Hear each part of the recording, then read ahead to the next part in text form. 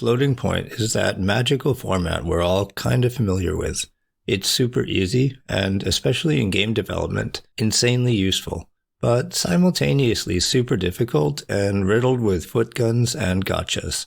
Why is it that if you've got two floating point numbers, a and b, then if a and b are different numbers, then how is a minus b equal to 0? Or if a and b are both greater than 0, why is it that a plus b can be just equal to a? Let's dive in a bit here. So, starting with the history, back in the early 20th century, actually I'm just going to skip all of this. Let's talk about how they work. But before that, let's clarify that for the most part, when I say float, I'll be referring to a 32-bit float, like in C++. But everything still holds true for anything like double precision or whatever else. Languages like JavaScript, for example, numbers are all double precision, but that doesn't change what we're learning here. Chances are, if you're on a computer and working with numbers, you're either working with integer values or floating point values, because those are basically the two types of data that consumer hardware works with. Floating point numbers are an approximation to the set of real numbers, and they pretty much look like this. Here's kind of an example of the layout of a floating point number. We're talking about 32 bits, so there's 32 bits here, hopefully, if I didn't draw this wrong. And I'll just add some nice colors, so here on the left, the blue bit, that's the sign bit. That determines if it's positive or negative. Then you've got 8 bits of exponent, and finally 23 bits of mantissa, or fraction. A small detail to keep in mind is that, although I've drawn it this way, the bit indices go from 31 to 0. The most significant bit is the sign bit, and the least is on the right. So I kind of drew this backwards. And the way that this is interpreted is with this equation here. -1 to the power of the sign times 1 dot mantissa times 2 to the power exponent minus 127. So basically you have a bit that controls the sign, positive or negative. You've got this mantissa, which is like a fractional multiplier. And the only unintuitive detail here is that this one, it's implicit, meaning it's just assumed to be there so long as whatever is stored in the exponent is non-zero. In other words, this part is all zeros, 0, 0, 0, 0, 0, 0, 0. And the exponent is just 2 raised to the power of the exponent. And it's also offset by 127, so that you can represent both big and tiny numbers. I get that this probably isn't intuitive, so we'll do a quick example. Okay, so just to drive it home a bit, let's do a quick non-trivial conversion to float. So here we go.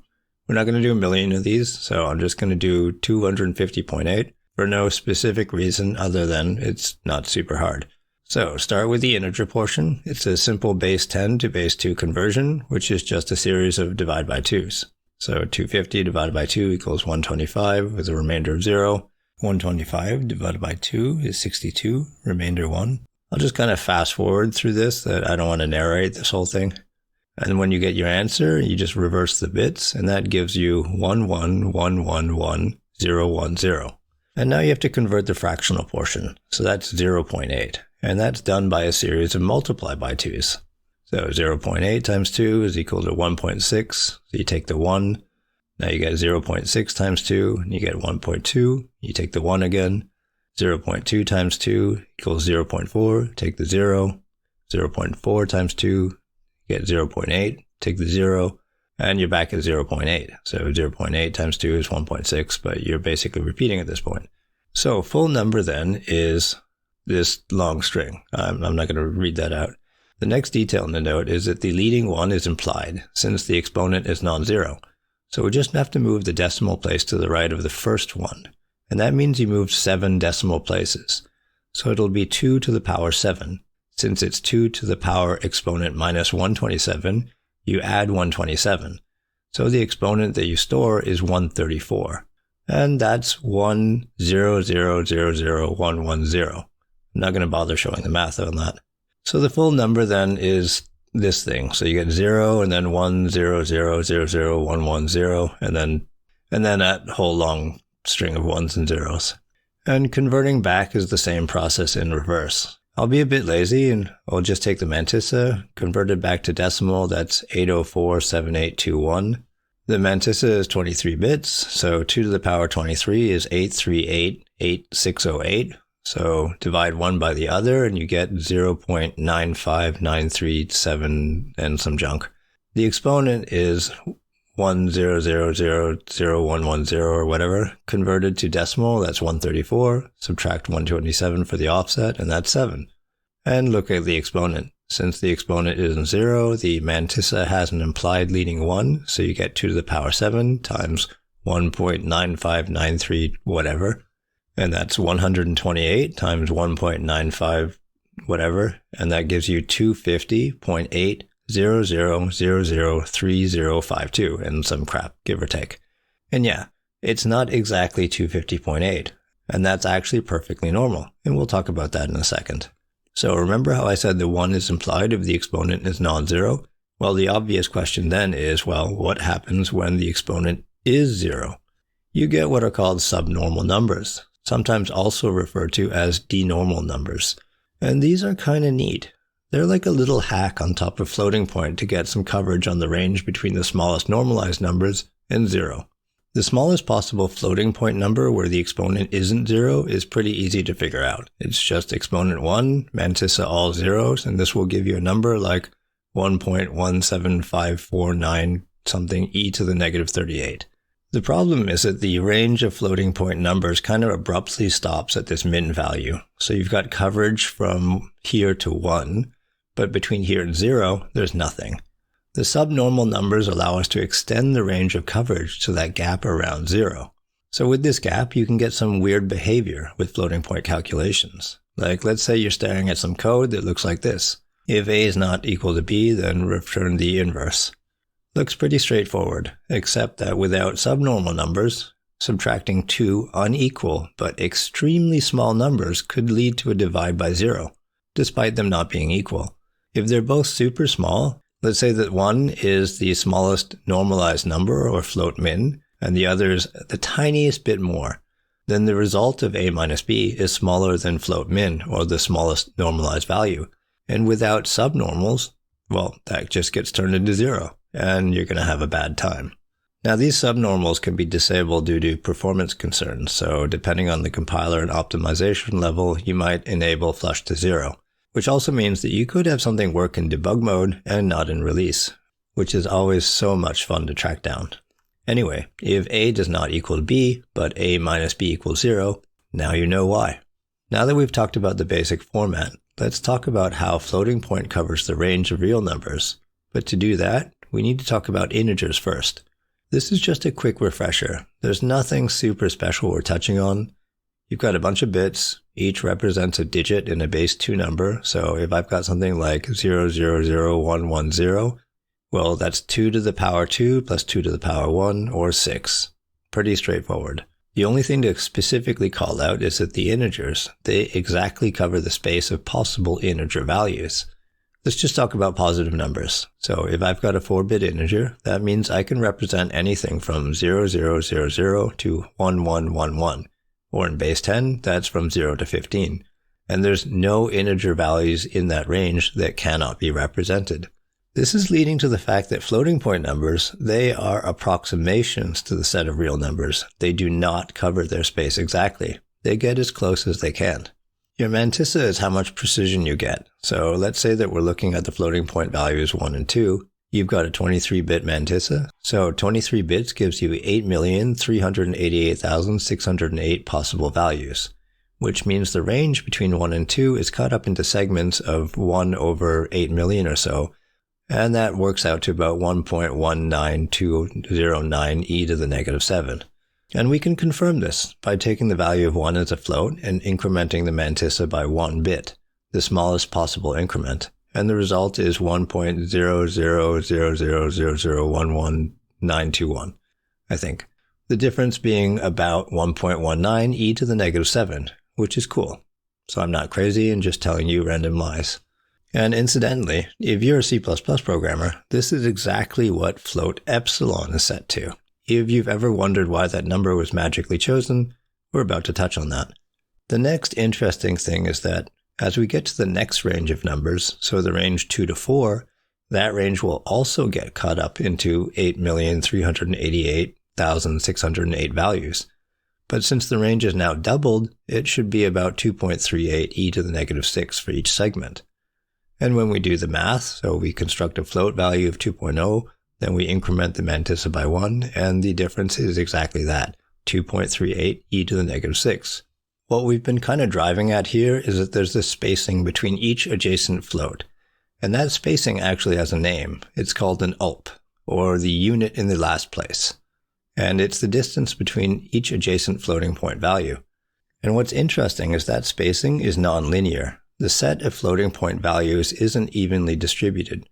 As you get closer to 0, you get way more floating point values. Like in the example of 1 to 2, you got 8 million different floating point values, but it gets halved for every power of 2 you go out. So the further you go out, the looser the approximation is. And we ran into this exact problem in the World Generation series. If you haven't seen that series, I've been building out a series on building out entire Earth-sized planets in JavaScript and 3JS. And with a mantissa of 23 bits, you get roughly 7 digits of precision in base 10, give or take. I'm just kind of being hand-wavy here. But what that means is that when you've got one really big number and one really small number, like in the video we talked about being at 100,000 and trying to add 1 millimeter, or 0.001, then you just get 100,000, because there simply isn't enough precision to handle that. We talked at the start how if a is greater than 0 and b is greater than 0, you could end up with a plus b is equal to a, and that's why. Another interesting property of floating point numbers, since we're talking about how they're approximations to the set of real numbers, is that for smaller integers, they actually correspond exactly 1 to 1. They exactly cover the set of integer values up until a certain point. You can see here, we can plug in a bunch of integer values into the float here. Let's say I want to represent 1,000. That's easy. Just turns out it's 2 to the power 9 times 1.95 blah blah blah. It's exactly representable in floating point. And it turns out, since you've got 23 bits of precision in the mantissa, you can represent every single integer value up to 2 to the power 24, which is kind of neat. That gives you up until the integer value of about 16,777,216.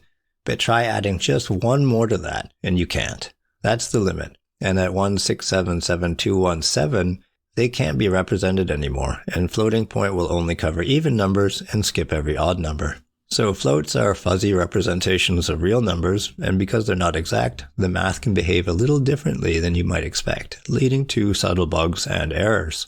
The classic example thrown around is 0.1 plus 0.2 does not equal 0.3, which can throw people off.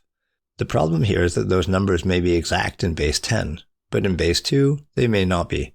The first value, 0.1, is actually 0.0 and then 0011, repeating forever. So when you're looking at, say, 0.1 plus 0.2, what you're actually doing is float of 0.1 plus float of 0.2 all pass through float again, and comparing that to just float of 0.3. Notice the slight difference here. You don't have infinite precision on a computer, so these small conversion steps can lead to slightly different results. Pretty annoying, isn't it? And this actually leads to a more general problem with floating point numbers. And it's that comparisons between floating point values are actually error-prone and really tricky to get 100% right. Sometimes you'll see someone say something just like, just add an error tolerance, for example. Instead of just being a straightforward A equals B type of situation, you might instead do absolute A minus B is less than epsilon. And even C++ supplies you with this handy epsilon value. You've got float epsilon, which a lot of people use as a sort of error tolerance check. But from earlier in the video, you can see that this value is actually calculated as 1 ULP, or unit in the last place, from 1.0. It's the next adjacent floating point value to 1.0. So around that range, yeah, that value kind of works. But under 1, this error tolerance is actually gigantic. And you also know that as floating point values increase, the distance between adjacent floating point values increases. So after 2, 1 ULP is 2.38 e to the negative 6. 2 times larger than float epsilon. So after 2, it's not even possible for 2 floating point values to be within float epsilon of each other, making that error tolerance check completely useless. You'd think of something as simple as comparing 2 numbers was going to be straightforward, but unfortunately it isn't, or at least has the potential to be a total nightmare. At this point, there's a whole rabbit hole to disappear down if you want to keep exploring the subject, I'll have some links at the end of the video. When you're dealing with floating point, everything kinda sucks. I mean, things work most of the time until they subtly and infuriatingly don't. And without a deep and thorough understanding of the format and what you're working with, you could end up spending hours or days or whatever chasing dead ends, blindly adding checks, or desperately changing to doubles and hoping your problems just kind of magically go away. So, good luck. If you want to keep going down the rabbit hole though, I'd recommend starting with what every computer scientist should know about floating point. And once you've digested that, visit Bruce Dawson's blog. He has a ridiculously in-depth series on floating point. I hope that was helpful. Cheers.